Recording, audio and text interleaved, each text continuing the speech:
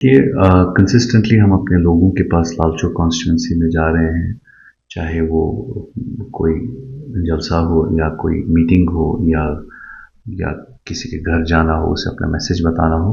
मुझे ऐसा लगता है कि लाल चौक कॉन्स्टिट्यूंसी के लोग काफ़ी रिसेप्टिव है, काफ़ी ओपन है नए मैसेज के लिए, और मुझे लगता है उन्हें भी समझ आ गया है जो 2019 के बाद जो कंसिस्टेंटली जो आवाज़ उनके लिए, उनके हक के लिए उठी है, और जिस आवाज़ ने उनके हक के लिए लड़ाई की है 2019 के बाद, वो महबूबा मुफ्ती साहिबा की आवाज़ है।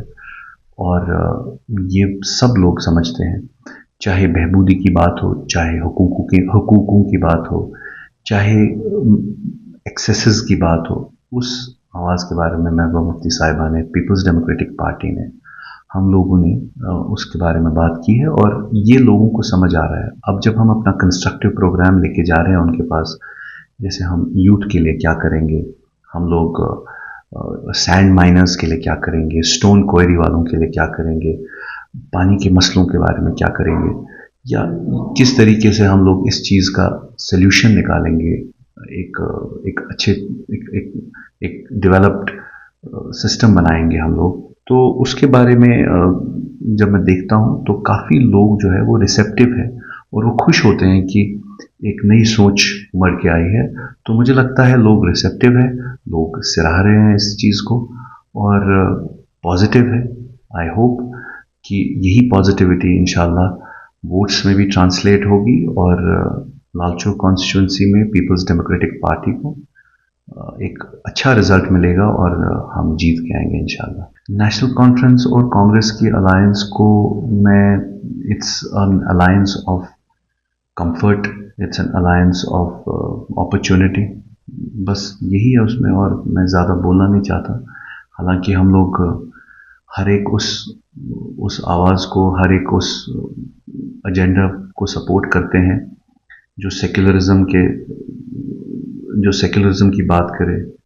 लेकिन इस पर्टिकुलर अलायंस में थोड़ा कुछ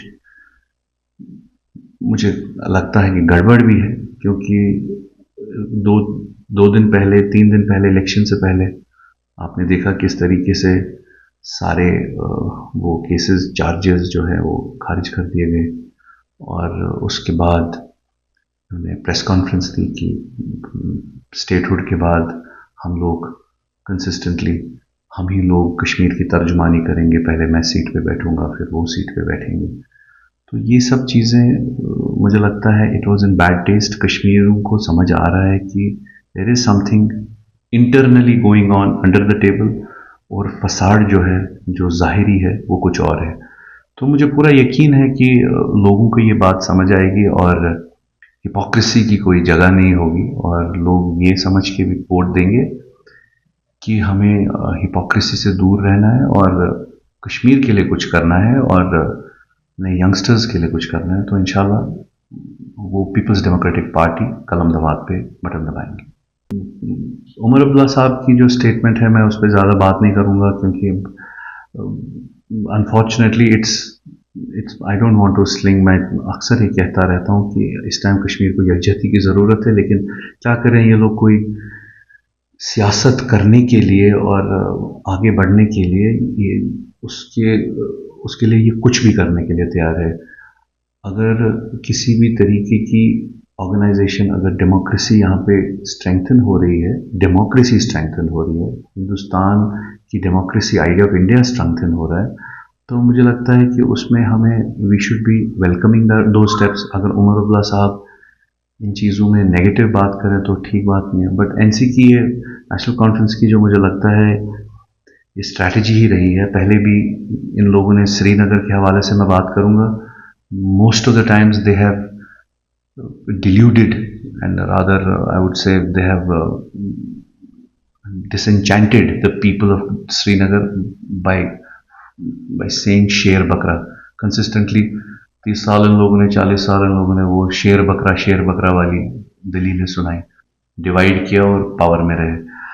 अब शेर बकरे के ऊपर हमें उठना है, ये जो एनसी ने ये फैलाया था उसके ऊपर उठना है, लोगों के बारे में देखना है। जैसे हमारे हुकूक पामाल हो गए, हमारी 370, हमारी शनाख्त खत्म हो गई, our dignity was gone, our identity was gone.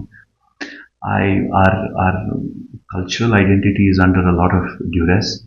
तो ये सब चीज़ों के बारे में हमें सोचना है।